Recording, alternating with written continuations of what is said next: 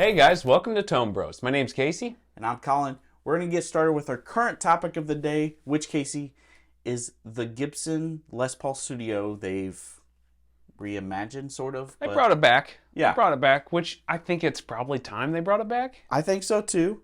And the price point's around $16.99. There's coil splits. The big thing is there's binding now in the neck. Yeah, I kind of wish they would have said, I mean, I don't care if there's binding or not on a studio. I like the binding. Like, to me, when you get a Les Paul and when it says Gibson, like, other than juniors, I feel like there kind of should be binding. So I like that they changed that. I'm not against the binding necessarily, but it was not a make it or break it thing for a studio for me. No. I think the coil splits, I've never been a fan of Gibson coil splits. The reason why I think you feel that way is because when you think coil split, you automatically think Strat or Telly. I think that's what they're going for. Yeah. No, that is not. So when you look at kind of the reviews, when they talk about the coil splits, they talk about how they try to get the P90 sound instead of like a true single coil. Well, I guess that is single coil, but not like what we think of as a standard single coil. I think for a studio, they should have left it alone. They should have put 2 humbuckers in there and been done. It's supposed to be stripped down, bare bones. I mean, the old studios didn't even have binding on the neck. Yeah. You know, they're basic colors. I think they probably should have left it alone. Well, and I say coil split, it's actually a tap. So it's still the full humbucker. Nothing's changed. But then when you pull it out, like, I don't know how to describe it. It's like a 75% tap or something like that. Okay. Yeah, I know. If it was me and I was buying that Les Paul, I would take that out. Or you just don't have to use it. Yeah, you could not use it, but I probably don't want that in the circuit. I want the clearest path to the whole thing. I don't want to be fooling with having that in there. I know it's not necessarily like adding a pedal in your circuit or anything, but I just wouldn't want that in there. I'd rewire it for 50s wiring, me personally, because I like the feel of that. Yeah. And I would wire it up to standard configuration, and I'd call it good. Yeah. Those studios I've played in the past, they're kind of hit and miss, kind of like a lot of guitars that Gibson puts out. Yeah. But I've played some studios that would push, I mean, traditionals or standards or anything. I mean, they were really good studios out there. There were some studios that were turds in the punch bowl, too. I mean, that's with any manufacturer. He's a poop in the punch bowl. But I think what I was surprised about studios, and I haven't played these new ones, but the old studios, they might not have played just like a standard, but they sounded pretty darn close.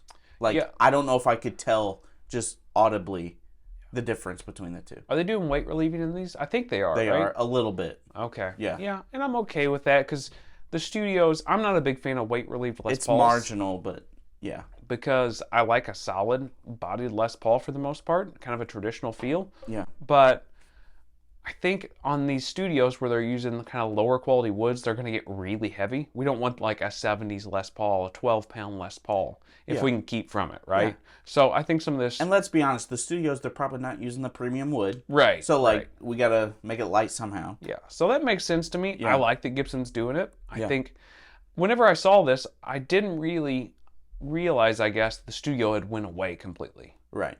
I thought there was a version of it out there, but I guess that's not the case. I really like it. I think it's a great entry into the Gibson line for a lot of players.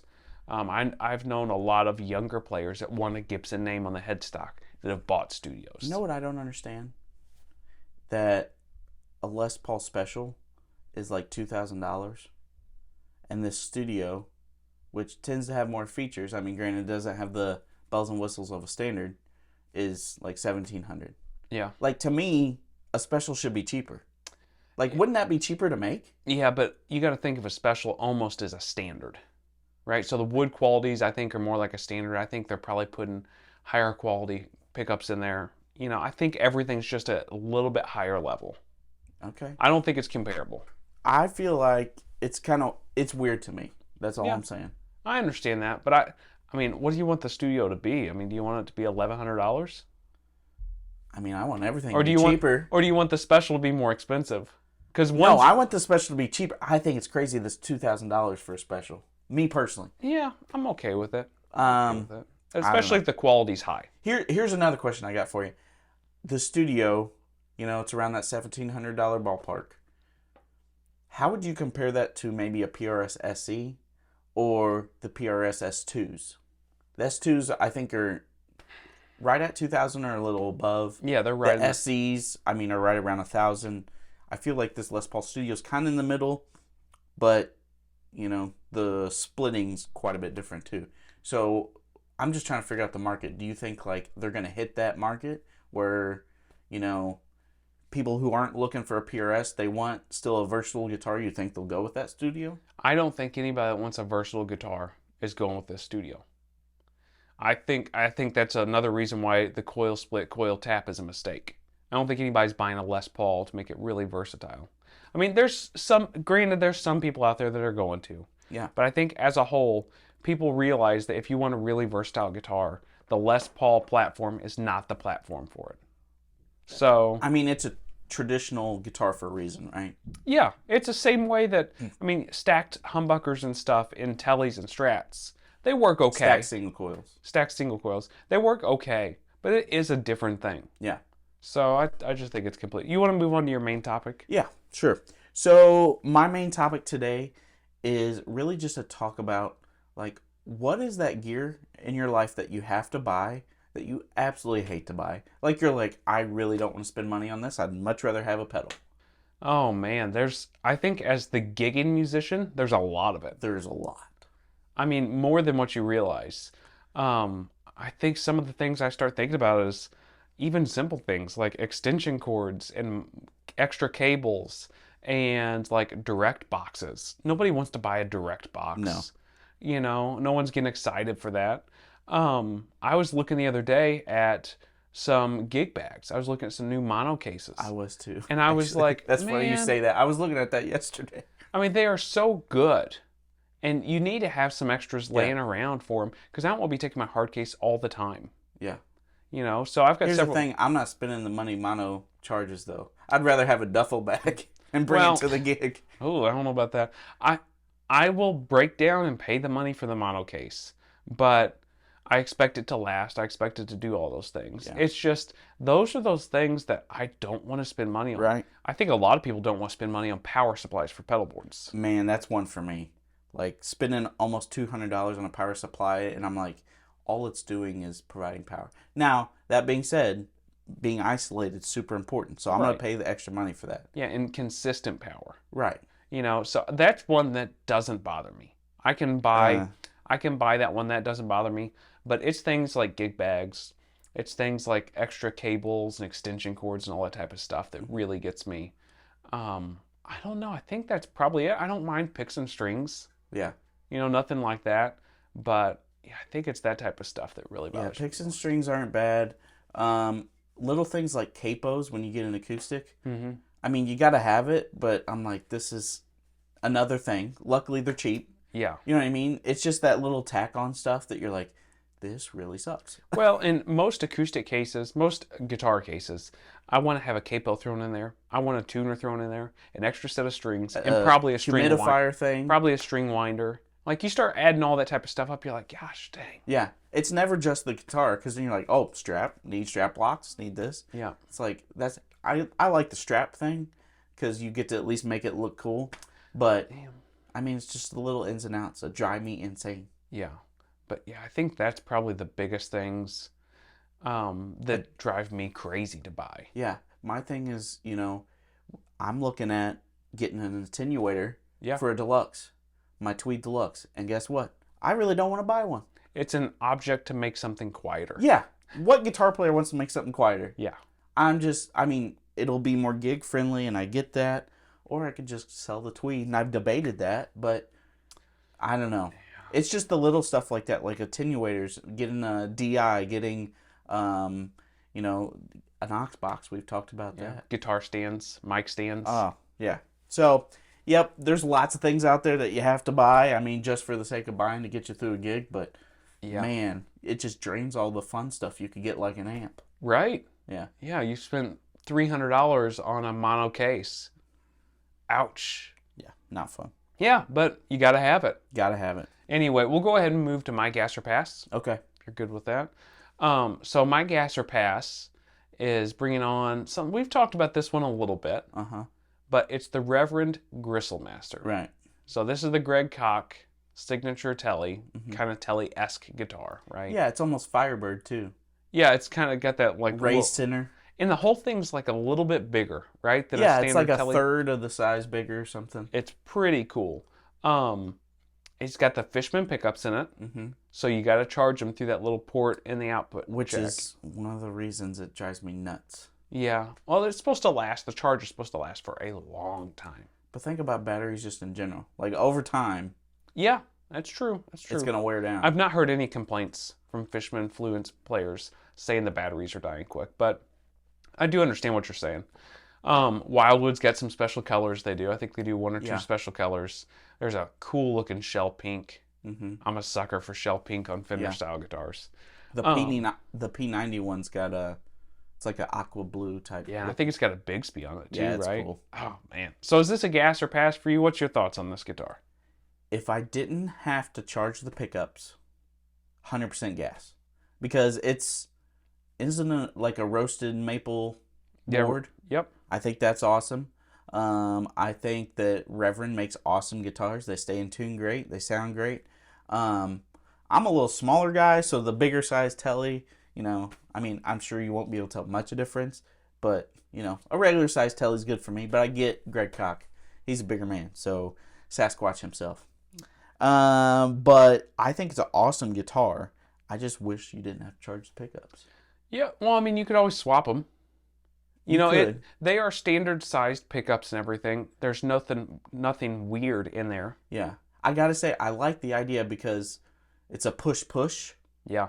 That's cool. I don't like push-pulls very much because in the heat of the moment when your hands are sweaty, a push is a lot easier. Yep. And I also like the idea that, one sound is like a 50, I think he says like a 57 Tele sound, and then you push a button and it's almost like a broadcaster or 52. Yep. So it's just got a little more girth to it. I really like the idea. It's really the charging thing. And maybe if I knew I had it myself, I tested it out for a week to see how long the charge lasts and all this other stuff, maybe I'd be more open to it. But. Yeah, the Fishman Fluence pickups scare me a little bit with it. Just because I'm worried I will forget to charge it. Right. Because I'm not used to that. Right. I almost would rather have a battery in it. Like a 9-volt battery, like active pickups. Because I could change that every gig and I'm good. Yeah.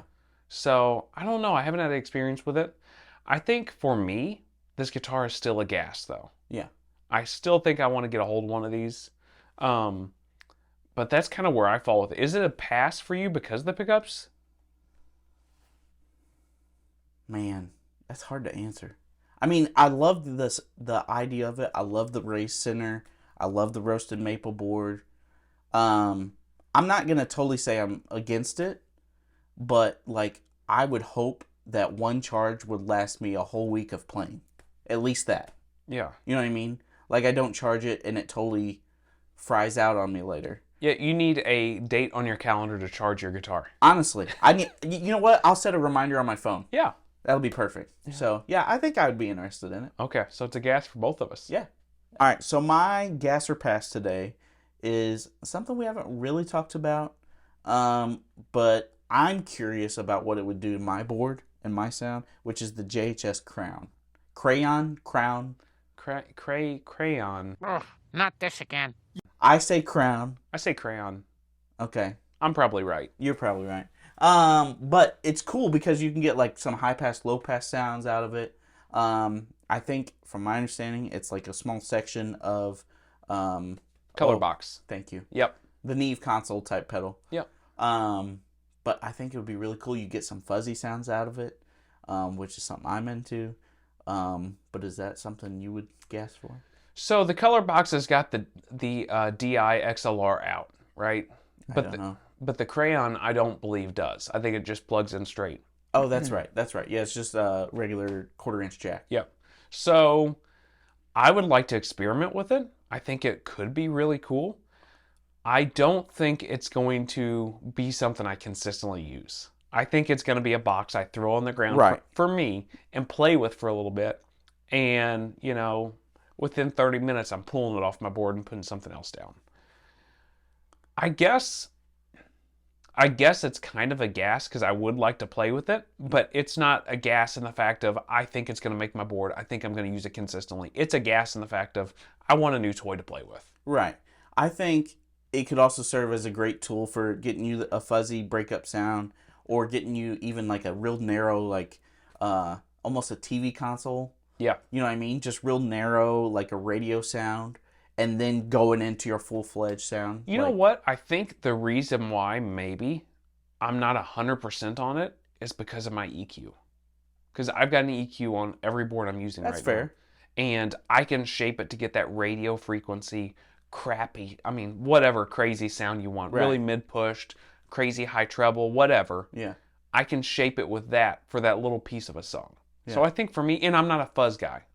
Sure. I like fuzz pedals, but they are not something I consistently use. I mean, they're temperamental, so you got to really pick and choose. So for me, the biggest thing for it would be to use it as like an EQ shaper and have that like weird AMs kind of sound. Yeah. And I can use my EQ and get that. That's fair.